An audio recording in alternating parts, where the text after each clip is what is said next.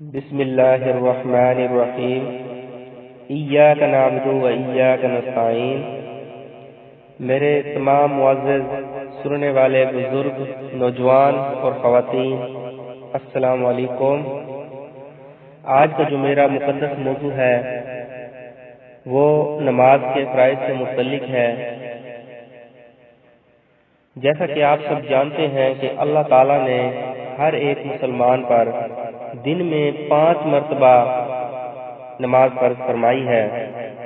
نماز کے کچھ فرائض ہیں، اگر ان میں سے کوئی ایک بھی رہ جائے تو بندے کی نماز نہیں ہوتی۔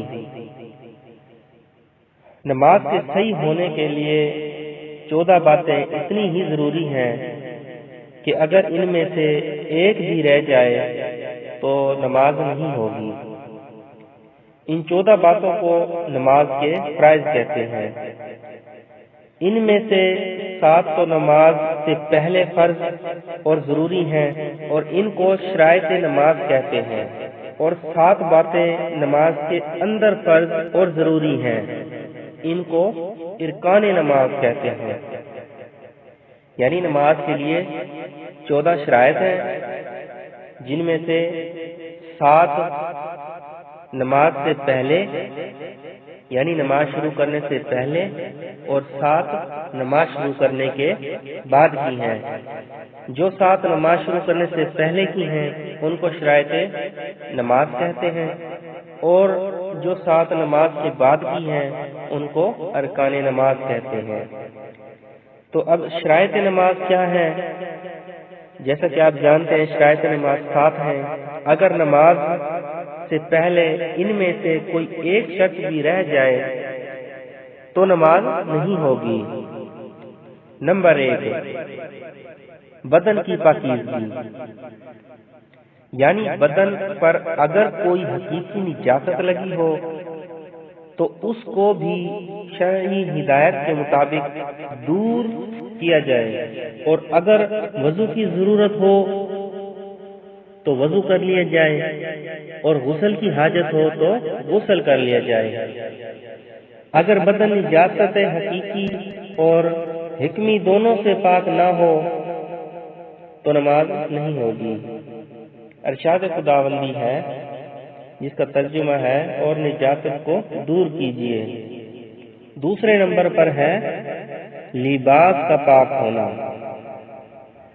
یعنی جو کپڑے وغیرہ پہن کر یا اوڑھ کر نماز پڑھے ان سب کا پاک ہونا ضروری ہے۔ قمیض، پاجامہ، امامہ، ٹوپی، کوٹ، شیروانی، چادر، کمبل، موزے، دستانے، غرض نمازی کے جسم پر جو بھی لباس ہو اس کا پاک ہونا ضروری ہے۔ قرآن شریف میں سورۃ المدثر میں ہے جس کا ترجمہ ہے اور اپنا لباس پاک صاف کیجیے۔ تیسرے نمبر پر ہے جگہ کا پاک ہونا، یعنی نمازی جس جگہ نماز پڑھے اس کے دونوں قدموں اور گھٹنوں اور ہاتھوں اور سجدے کی جگہ کا پاک ہونا ضروری ہے، چاہے یہ خالی زمین ہو یا کوئی فرش یا چٹائی یا مصلی وغیرہ بچھایا گیا ہو۔ اگرچہ نماز درست ہونے کے لیے تو صرف اتنی ہی جگہ کا پاک ہونا ضروری اور شرط ہے، لیکن ایسی جگہ بھی نماز پڑھنا اچھا نہیں ہے کہ جو پاک ہو لیکن اس کے قریب ہی غلاظت ہو اور سخت تعفن پھیل رہا ہو، تو ایسی جگہ بھی نماز پڑھنے سے گریز کرنا چاہیے۔ چوتھے نمبر پر ہے ستر کا چھپانا، یعنی جسم کے ان حصوں کو چھپانا جن کا چھپانا مرد اور عورت کے لیے فرض ہے۔ مرد کے لیے ناف سے لے کر گھٹنے تک چھپانا فرض ہے، اور عورت کے لیے ہتھیلی، پاؤں اور چہرے کے علاوہ پورے جسم کا چھپانا فرض ہے۔ البتہ پاؤں کھولنے میں اس کا لحاظ رہے کہ ٹخنے نہ کھلنے پائیں۔ یہ ایک ایسا فرض ہے جس کا اہتمام نماز کے اندر بھی ضروری ہے اور نماز کے باہر بھی ہر وقت ضروری ہے۔ 5ویں نمبر پر نماز کا وقت ہونا، جس نماز کے لیے جو وقت مقرر ہے اس وقت کے اندر نماز پڑھی جائے، وقت آنے سے پہلے نماز پڑھی جائے گی تو نماز بالکل نہیں ہوگی، اور اگر وقت نکلنے کے بعد پڑھی جائے گی تو نماز قضا ہوگی، ادا میں شمار نہیں ہوگی۔ چھٹے نمبر پر ہے منہ قبلہ رخ ہونا، یعنی قبلے کی طرف منہ کر کے نماز پڑھنا۔ قبلے کی طرف رخ کر کے نماز پڑھنا اگر کسی واقعی معذوری اور مجبوری کے بغیر کوئی شخص قبلے کے علاوہ کسی دوسری جانب رخ کر کے نماز پڑھے گا تو نماز نہیں ہوگی، لیکن مجبوری کی صورت میں کسی بھی طرف منہ کر کے نماز پڑھی جا سکتی ہے۔ سورۃ البقرہ میں اللہ تعالیٰ کا فرمان ہے، تم جدھر بھی منہ کر کے نماز پڑھو گے خدا ہر طرف موجود ہے۔ 7ویں نمبر پر ہے نیت کرنا، یعنی دل میں خاص اس فرض نماز کا ارادہ کرنا جو پڑھنی ہو، اور اگر کسی وقت کی قضا نماز پڑھنی ہو تو یہ ارادہ کرنا کہ فلاں دن اور اس دن کی فلاں وقت کی نماز پڑھتا ہوں۔ البتہ نفل اور سنت کے لیے یہی نیت کافی ہے کہ سنت یا نفل پڑھتا ہوں۔ دل کے ارادے کا اظہار کرنے کے لیے زبان سے بھی نیت دہرانا اچھا ہے، لیکن ضروری نہیں۔ اگر امام کے پیچھے نماز پڑھنی ہو تو اس کی اقتداء کی نیت کرنا بھی ضروری ہے۔ اب اگلا جو مرحلہ ہے وہ ارکان نماز کا ہے۔ نماز کے اندر جو چیزیں فرض ہیں ان کو ارکان نماز کہتے ہیں، اور یہ بھی 7 ہیں۔ نمبر 1 تکبیر تحریمہ کہنا، یعنی نماز شروع کرتے ہوئے اللہ اکبر کہنا، ایسا جملہ کہنا جس سے خدا کی عظمت اور بڑائی کا اظہار ہوتا ہو۔ دوسرے نمبر پر ہے قیام کرنا۔ قیام سے مراد نماز میں سیدھا کھڑا ہونا ہے۔ نماز میں اتنی دیر کھڑا ہونا فرض ہے جتنی دیر میں اس قدر قرآن کی تلاوت ہو سکے جو فرض ہے، اور قیام صرف فرض اور واجب نمازوں میں فرض ہے، نفل نمازوں میں قیام فرض نہیں ہے۔ تیسرے نمبر پر ہے قرات پڑھنا۔ نماز میں کم از کم ایک آیت پڑھنا، خواہ آیت بڑی ہو یا چھوٹی، مگر یہ ضروری ہے کہ وہ آیت 2 لفظوں سے مرکب ہو، جیسے اللہ الصمد۔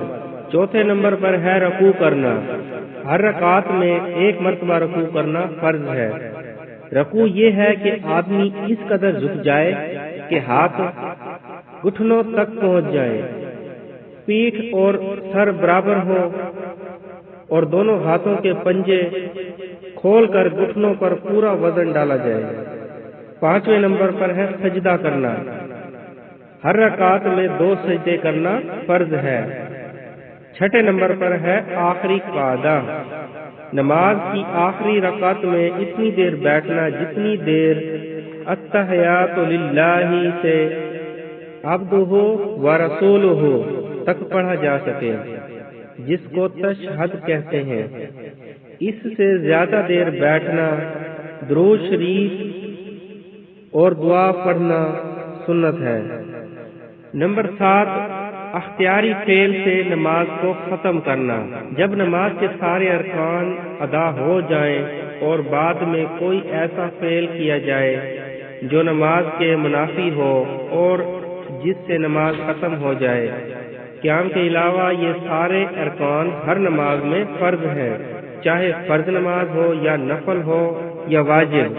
البتہ قیام صرف فرض اور واجب نمازوں میں فرض ہے۔